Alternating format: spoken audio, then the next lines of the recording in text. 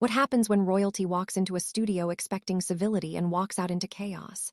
When Prince Harry, the man who left the palace to find peace, sits down on the view. He doesn't know he's walking into a trap carefully set by one of television's most unapologetically outspoken voices. This wasn't supposed to be a confrontation. It was meant to be another calm interview about purpose, mental health, and redemption. But when Joy Behar is involved, peace doesn't last long. By the end of the segment, one of the world's most famous men would rise from his seat, remove his microphone, and say words that would echo across every media outlet in the world. And as he walked off stage, the audience would realize they hadn't just witnessed a TV moment. They'd seen a royal reckoning live on air. It was a Wednesday morning in Manhattan, and the View studio buzzed with its usual mix of nerves and caffeine. Assistants hurried between lighting rigs and cue cards. Producers whispered into headsets, and the audience filled the seats, clutching mugs emblazoned with the show's logo. They weren't just there for any guest. They were there for Prince Harry, the Duke of Sussex, a man who had become a paradox. Royal and rebel, celebrity and critic, insider turned outsider. Backstage, Harry adjusted his cufflinks. He wasn't in royal regalia. Those days were long gone. But his navy jacket, open white shirt, and calm composure carried that unmistakable aura of controlled presence. He smiled politely at a stagehand, nodded at the producer, who was counting down seconds to airtime, and exhaled slowly. He'd been briefed that morning.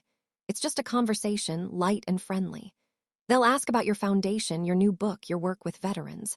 That was the plan. But plans, as Harry would soon learn, don't mean much when you're sitting across from Joy Behar. The lights rose, the music cue played. Whoopi Goldberg smiled into the camera.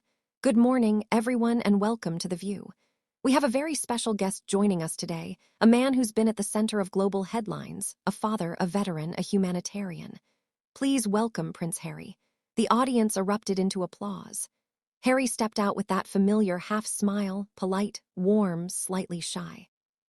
He waved, shook Whoopi's hand, greeted Sunny Holan, Alyssa Farah Griffin, Sarah Haynes, and finally turned toward Joy Behar. She didn't stand up. Her lips formed what looked like a smile, but her eyes told another story, sharp, appraising, almost daring him to slip. "Joy," Harry said with a nod, extending his hand. "Harry," she replied coolly, shaking it briefly. "Welcome back to the real world." The audience chuckled awkwardly. The line was meant as humor, but there was something biting underneath. Harry let it pass, sitting down in the center chair. Whoopi opened the conversation, her tone warm and professional. "Harry, it's great to have you here. Let's talk about Sentinel, your new foundation focused on veterans' mental health. Tell us what inspired it." Harry smiled, easing into familiar territory. "Well, I've been open about my experiences both in service and afterward.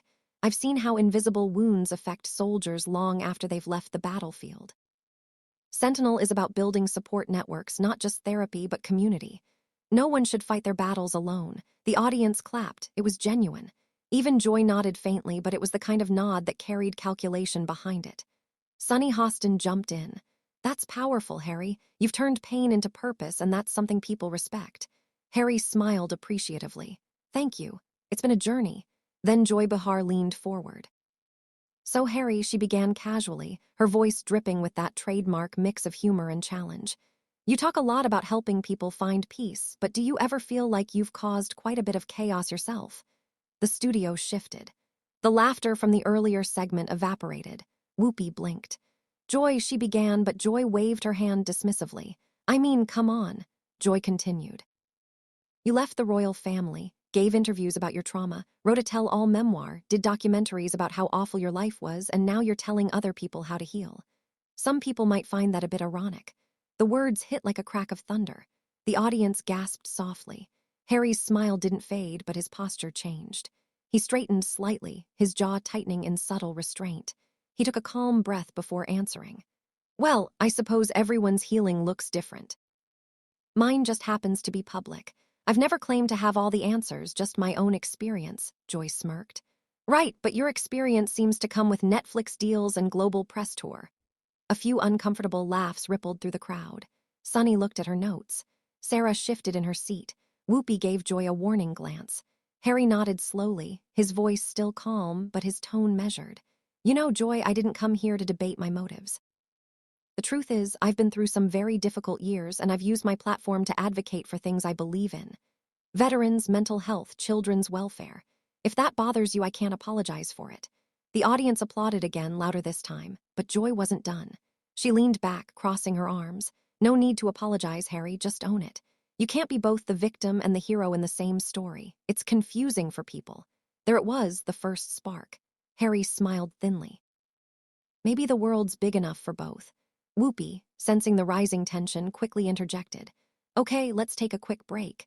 When we come back, we'll talk about Harry's charity work in Africa and what's next for the Duke of Sussex. The applause sign flashed. The audience clapped, though half of them were whispering to each other, already sensing something was brewing beneath the surface. As the cameras faded to commercial, Joy leaned back in her chair, flipping her cue cards with a faint smile. Harry exhaled through his nose, steady, collected. But the slight narrowing of his eyes said it all. The Duke wasn't rattled yet, but he'd been challenged, and Joy Behar wasn't finished.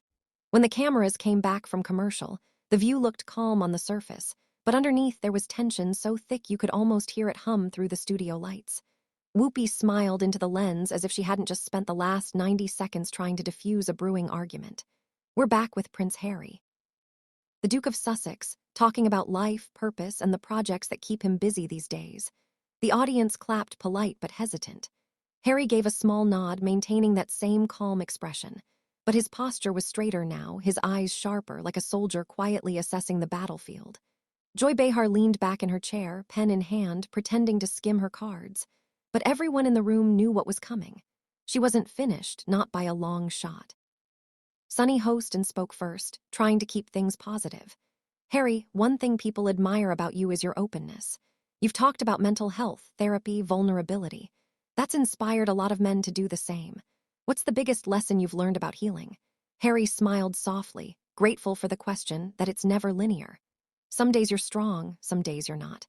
But real healing happens when you stop pretending to be fine and just allow yourself to be human. I think that's something we all need more of. The audience applauded warmly. For a moment, it felt like the show might find its footing again.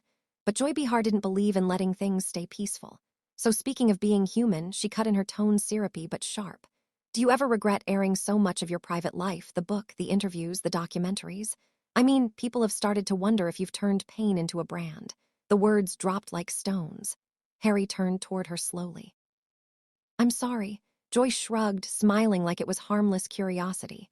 Look, you've told your story and that's your right. But at some point, doesn't constantly revisiting your trauma start to feel, I don't know, profitable?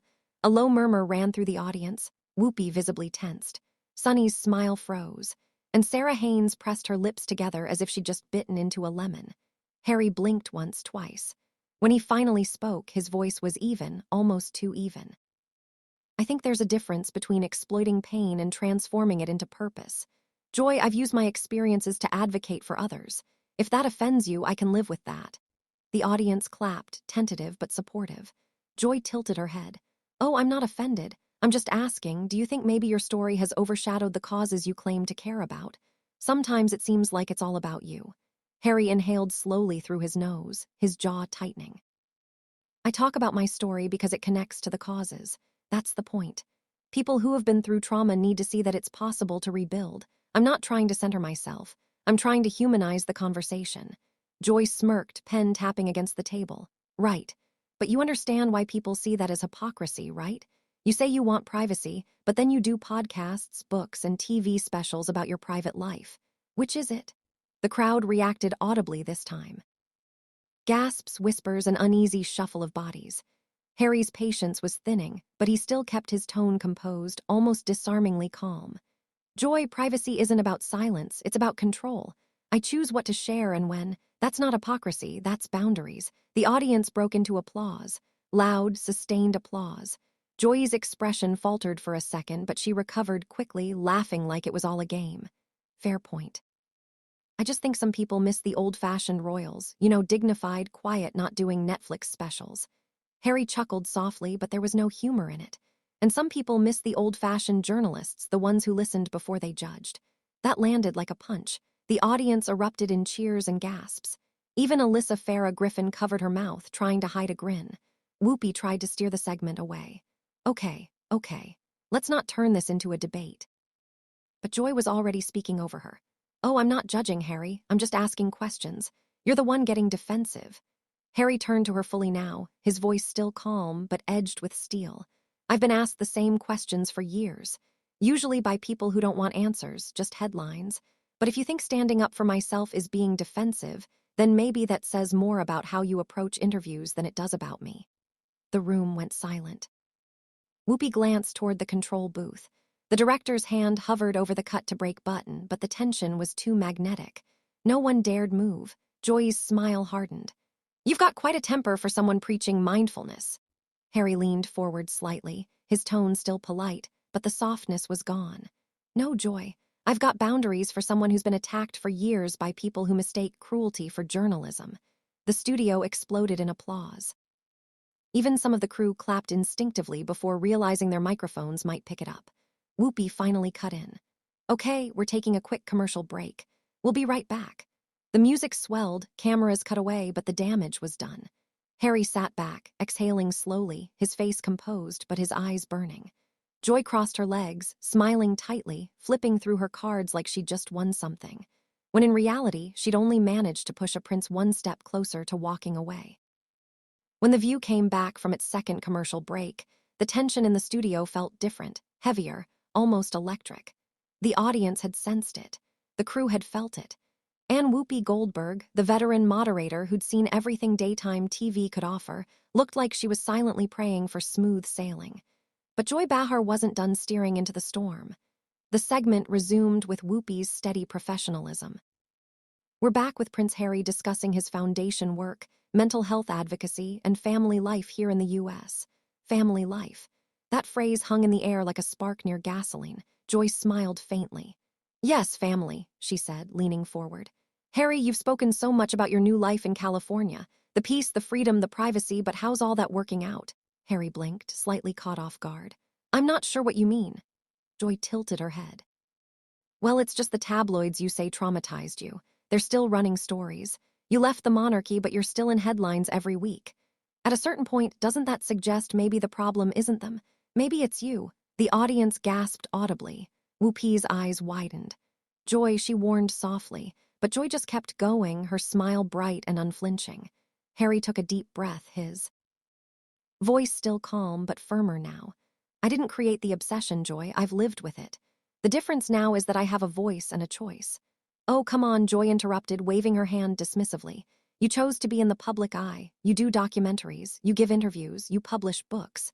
Then you say you want privacy. It's contradictory. You can't have it both ways." Harry's expression shifted. That famous calm, that royal restraint was still there. Beneath it, a flash of something raw appeared. Not anger exactly, disappointment. "I think you misunderstand what privacy is," he said, looking her directly in the eye. "It's not about hiding. It's about control. About not letting other people weaponize your life for profit." Joyce smirked. "So you left one institution for another, traded the palace for Netflix. Forgive me if I'm not seeing the moral evolution here." A wave of murmurs rolled through the audience. Sunny Holland shifted uncomfortably. Sarah Haynes was staring down at her cards. Whoopi raised her hand, trying to regain control. "Joy, let's keep this respectful," but Joy wasn't listening. "Let's be honest, Harry," she pressed on, her tone turning colder. "You talk about compassion and mental health, but isn't all of this just one long therapy session for the cameras? It's like watching a royal reality show." The studio air froze. Even the camera operators hesitated, unsure whether to zoom in or pull back. Harry leaned forward slightly. His voice was calm, dangerously calm. "You're mocking therapy now. That's brave, Joy. There are veterans watching this show who fought to stay alive because someone encouraged them to speak. You think that's entertainment?" The audience clapped hard. A few people stood.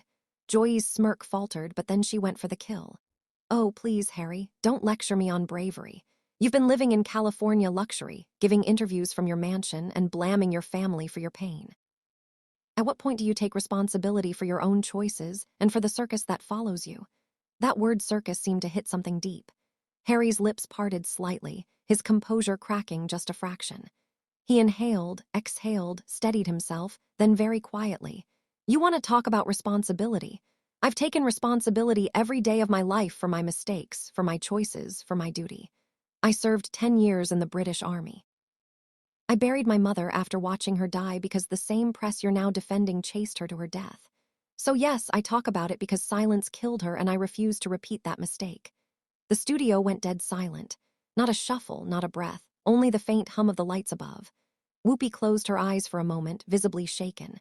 Even Joy froze, her usual confidence evaporating in the gravity of his words. Harry's voice didn't rise. He didn't shout. He just spoke. You think my life is a performance? That what I do is PR? No, Joy, it's survival. It's trying to make meaning out of something that nearly destroyed me. I'm not looking for your approval. I'm asking for basic humanity. The audience erupted, not polite applause. Thunder, cheers, whistles, chants.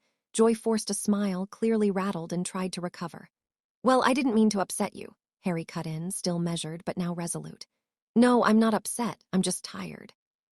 Tired of having my motives questioned by people who profit off cynicism.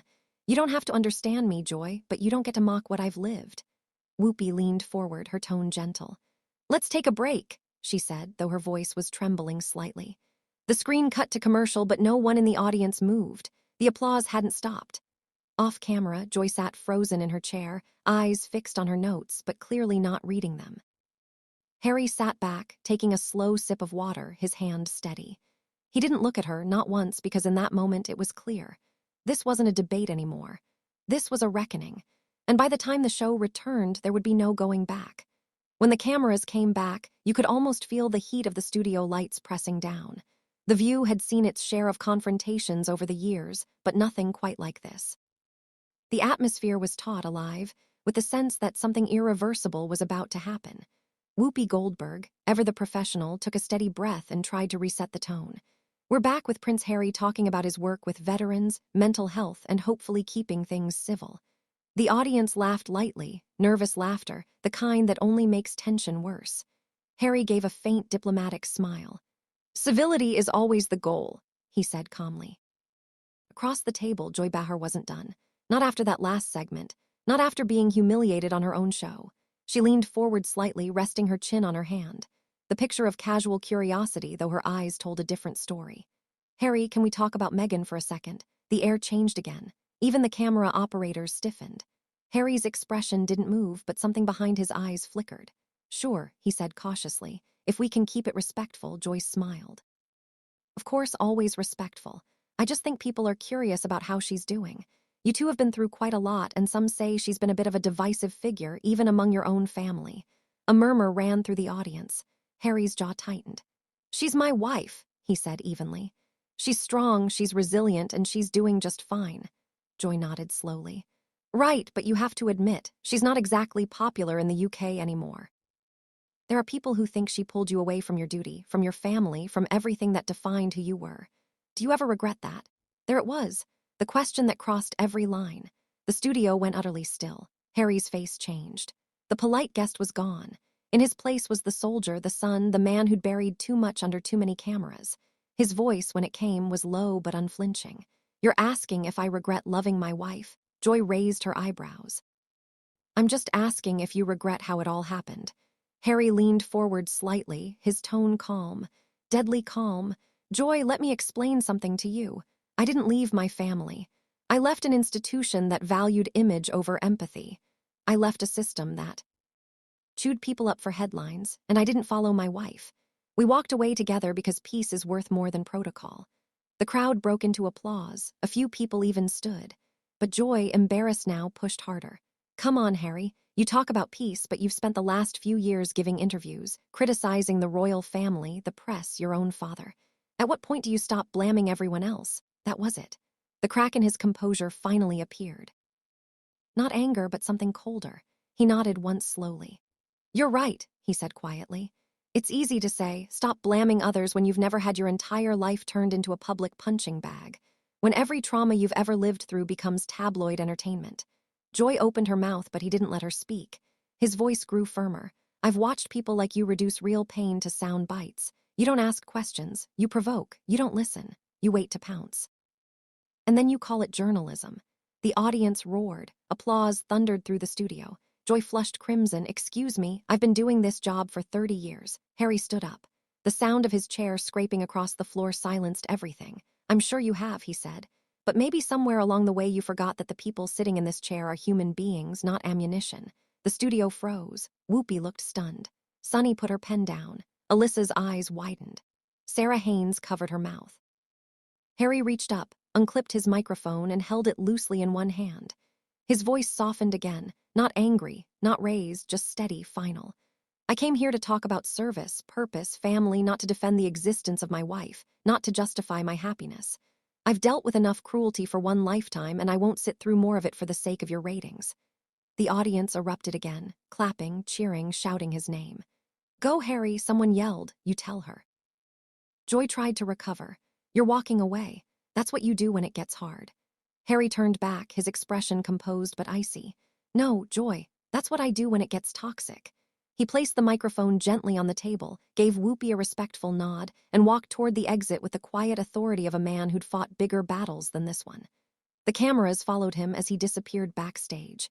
The audience gave him a standing ovation, the kind that drowned out everything else. Joy sat there frozen, staring down at her cards. For the first time in a long time, she had no words. Whoopi cleared her throat softly. We'll be right back, she said, her voice tight. The broadcast cut to commercial, but everyone in that studio knew the moment was already immortal.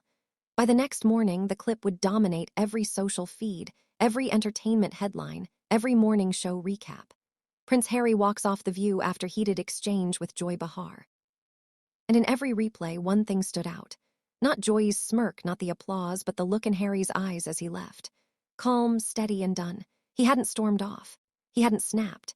He'd simply drawn a line, the one every decent person wishes they could draw when pushed too far. And as the credits rolled that day, the View audience didn't just see a prince walking away from a talk show.